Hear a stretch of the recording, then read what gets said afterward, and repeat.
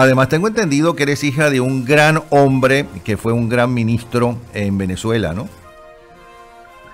Soy hija de Fernando Peñalver, abogado, que fue presidente de los juicios de responsabilidad civil y administrativa de la Revolución del 45, y sobrina de Luis Manuel Peñalver, senador sobrina. de las universidades de Venezuela y creador del plan de becas Gran Mariscal de Ayacucho.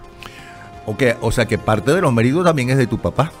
De los méritos que tú escribas también, porque tuviste una excelente educación. Bueno, ¿en qué consiste esa unidad de la cual hablas en el reportaje? Porque que empieza así. Me habría encantado verle la cara a Rómulo Betancourt si alguien le hubiese planteado conformar una coordinadora democrática o una MUD a la usanza de lo que tuvimos hasta ayer. Digo hasta hace poco porque espero que finalmente nos liberemos de una cantidad de personajes que solo estuvieron allí para dividirnos constantemente y que impidieron que el electorado no viera masivamente a esa unidad como una alternativa real. Claro, esto lo escribiste antes de la famosa reunión donde no es que está esa MUD con alguno de esos personajes, sino que además incorporaron, ¿no?, a elementos que han torturado a miembros de la oposición y hasta una elementa que justifica la tortura. Pero en fin, cuéntanos. Sí, al final de ese artículo pues hago un llamado que definitivamente la unión, que no es lo mismo que la unidad, porque ha sido una tergiversación tras otra, pretender que la oposición política, que ciertamente tiene que enfrentarse contra uno, que es un monstruo, que tiene primero Hugo Chávez, ahora Nicolás Maduro, que tienen todo el poder, todo el dinero, y además un plan preconcebido para quedarse de por vida en Venezuela, pues es absurdo pensar que partidos políticos, además muy disminuidos, porque eso es una liliput electoral lo que tenemos, puedan salir solos a combatir. Hay que unirse, pero hay que tener unidad de criterios. Había que unirse, pero con un objetivo común. Nunca lo han tenido. Allí hay una diversidad de pensamientos, Napoleón, que han obstaculizado la lucha democrática en Venezuela. El régimen no tanto Hugo Chávez, porque a Hugo Chávez lo sostenía la retórica de la revolución, los eventos electorales que él propiciaba, la cantidad de dinero que ingresaba producto de los altos precios de las materias primas del petróleo. Pero sí, a Nicolás Maduro ha estado muchas veces a punto de caer, ha estado muy débil, y la oposición política, que no tiene como objetivo único salir de esto, pues no ha hecho su trabajo.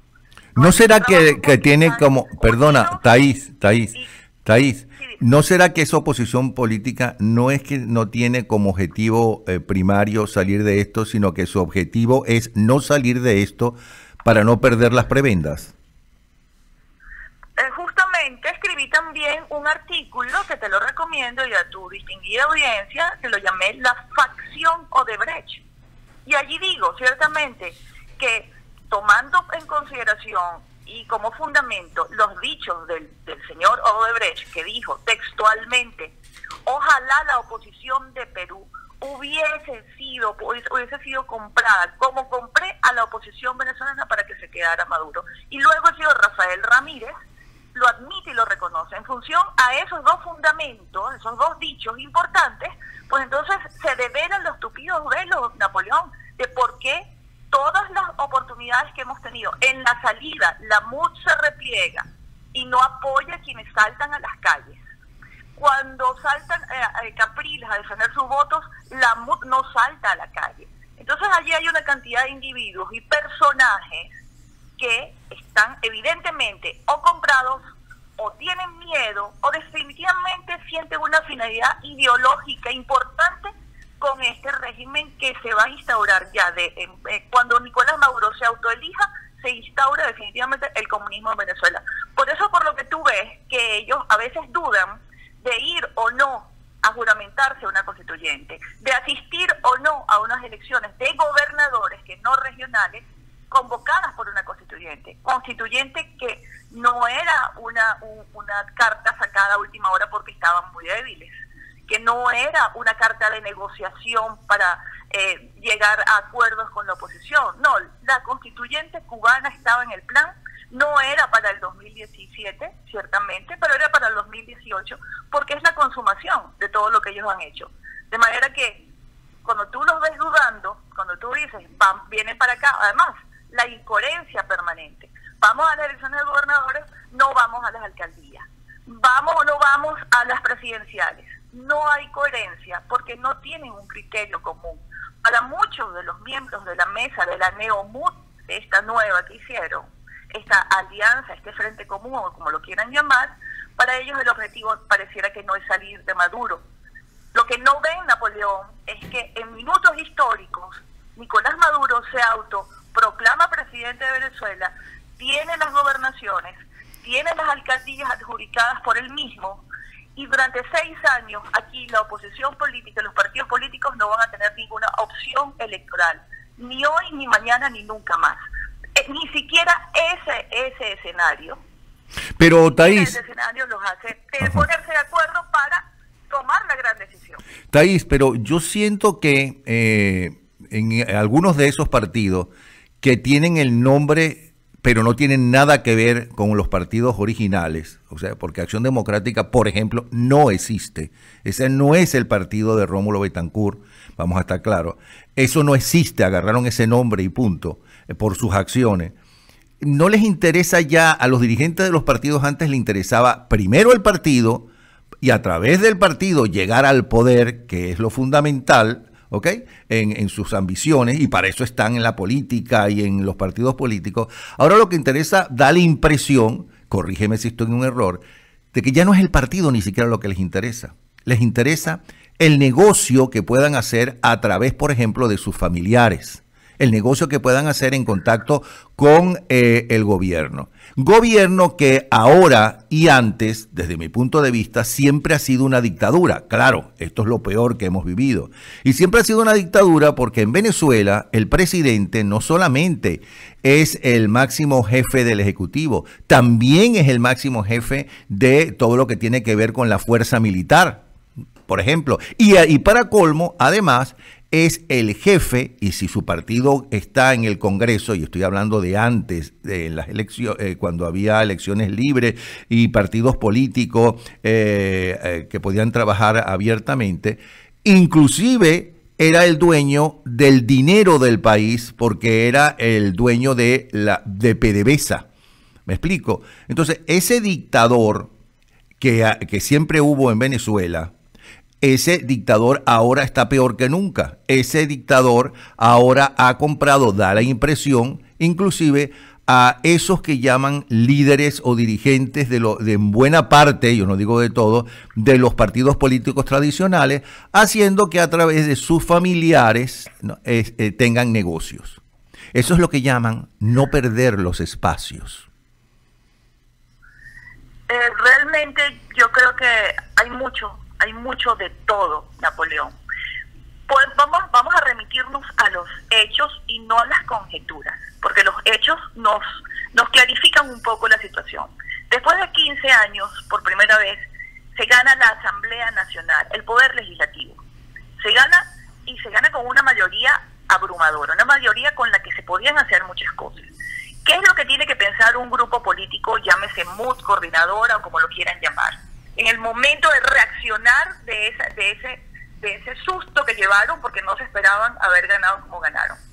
Activar de inmediato los primeros 100 días de ese Poder Legislativo, de esa Asamblea Nacional, retomarla. ¿Qué tenían que haber hecho? Tenían que tener lista el día de la instalación el proyecto de ley que reformaba la ley del Tribunal Supremo de Justicia. De inmediato, incluir a nuevos magistrados conforme a lo que establece la Constitución, y mientras ellos estaban todavía trasnochados y no entendían lo que había pasado, despojar a esos magistrados ilícitos, inconstitucionales, y retomar el poder judicial. Ahí hubiesen tenido 2 poderes. Las cosas fueron distintas el día de hoy. ¿Qué hubiesen tenido que hacer en paralelo también? Designar en los comités de postulaciones para elegir a los rectores del CNE. ¿Cuál sería la realidad de Venezuela en este momento? ¿Por qué no lo hicieron? ¿Por qué se maniobra para que tenga Acción Democrática la presidencia de la Asamblea Nacional y no a quien le correspondía, que era a Primero Justicia? ¿Por qué se impone una agenda que es contraria a los intereses de Venezuela y que esa agenda en este momento para Venezuela se cuenta en vidas humanas? ¿Qué fue lo que operó allí, porque yo quisiera que los políticos terminaran de entender que aun cuando no estén en el poder, aun cuando no tengan cargos de gobierno, el solo hecho de asumirse políticos y representantes de la oposición tienen responsabilidades por omisión en todas las cosas que están pasando en Venezuela en este momento. Bueno, pero espérate un instante, Thaís. No solamente tiene la obligación de respetar la Constitución como cualquier ciudadano, sino que además ellos mismos, bueno, como no respetan la Constitución al igual que el régimen, porque la Constitución ya sabemos qué hacen con los papeles de la Constitución, pasa lo siguiente. Te voy a leer, ¿no?, lo que ellos, ¿no?, escribieron y le pidieron que votaran al pueblo venezolano en el mundo entero el domingo 16 de julio del 2017. Fue un plebiscito, por lo tanto están obligados a cumplir lo que la mayoría que ellos convocaron, ¿no?, les pidió. Primero, rechaza y desconoce la realización de una constituyente propuesta por Nicolás Maduro sin la aprobación previa del pueblo de Venezuela. Y la enorme mayoría dijo, sí, la rechazamos. Bueno, y se fueron a juramentar a la constituyente. Segundo, demanda a la Fuerza Armada Nacional y a todo funcionario público obedecer y defender la Constitución del año 1999 y respaldar las decisiones de la Asamblea Nacional. ¿Lo hicieron? Además, están reconociendo que la Constitución del 99 es la que ellos respetan y siguen.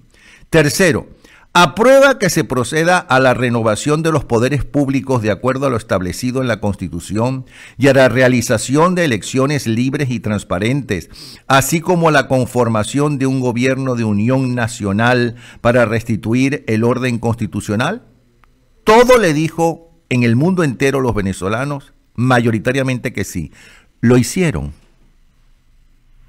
Bueno, además es que es una contradicción en sí mismo. Muy bello el acto, muy bonita la participación de los venezolanos, pero allí en ese momento la oposición política venezolana estaba preguntando si tenía que hacer su trabajo, porque debo explicarte que tienen un mandato constitucional en el título inherente al poder legislativo. En este momento, cuando en Venezuela no hay poderes, porque fueron asaltados por Hugo Chávez en el momento que llegó y le dijo a la justicia manos arriba y acabó con todo el tejido institucional de este país, lo único que queda es el poder legislativo. La única representación de la República está allí. La única representación del Estado-Nación queda allí.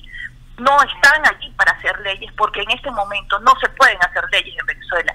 Tienen que defender a Venezuela, tienen que demandar, tienen que denunciar, tienen que investigar, y hasta este momento no se pronuncian por nada que tenga que ver con el bienestar de los venezolanos. Entonces allí es donde tú corres otra vez los tupidos velos, y no por conjeturas, sino por hechos.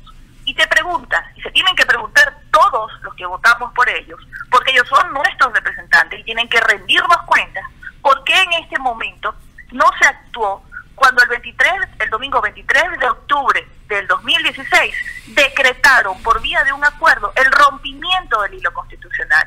Si eso fue así, entonces en Venezuela había oficialmente una dictadura, no había gobierno. ¿Por qué ellos decretaron la ausencia del cargo de presidente de la República? Porque Nicolás Maduro ha incumplido el mandato constitucional que lo obliga a ser presidente de Venezuela. ¿Por qué no actuaron en consecuencia? ¿Por qué no actúa en consecuencia con relación a la nacionalidad de Nicolás Maduro? Y algún político de la oposición se atreve a decir que eso es incidental. Entonces tienes que hacerte las preguntas, porque es que tampoco somos tan tontos, porque es que caminamos toda Venezuela para firmar para un referéndum revocatorio y ellos sabían que no lo íbamos a tener. Es que no defendieron las elecciones a las regionales, que eran un mandato constitucional para diciembre del 2016, y tú tienes que preguntarte por qué no lo hicieron. Porque no querían salir a las calles, pero en el 2017 no solamente salimos a las calles, sino que dimos la vida, dejamos el pellejo, la libertad, nos arriesgamos todos.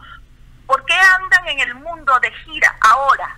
Porque antes no querían ir de gira a decir lo que estaba pasando aquí. Por esos muertos que están allí. Por esos muertos tienen en este momento un pasaporte para ir por el mundo explicando no sé cómo lo que está pasando en Venezuela. Ahora te digo algo, Venezuela está arrinconada, el régimen está arrinconado como nunca, debilitado ante el mundo como nunca, pero aquí en Venezuela no está acorralado Napoleón porque no se ponen de acuerdo. Estamos muy bien un frente único, pero tienen que tener un objetivo común. No deben estar, porque son partidos políticos y son ONG, tomados de la mano, ni tienen que ser amigos. Pero por lo menos que le digan al país y al mundo que quieren que no llegue el día de esa elección presidencial y tomen una decisión contundente. Eso no lo hemos visto. Bueno, muchísimas gracias, Thaís Peñalver, y felicitaciones tanto por el programa en RCR como por todo lo que estás escribiendo.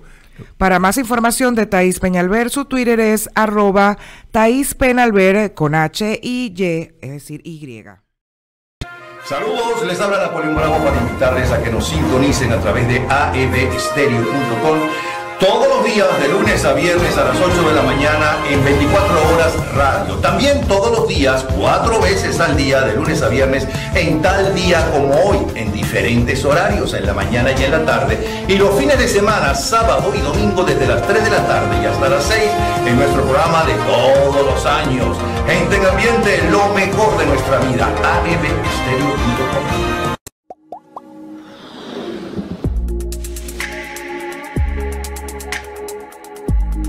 Nuestro país más cerca de ti con AF Estéreo. Descarga la aplicación para Android o iPhone en el Google Play y App Store. Escucha tus programas de humor, noticias, deportes y actualidad por la radio de los venezolanos en el mundo. AF Estéreo, tu país más cerca de ti.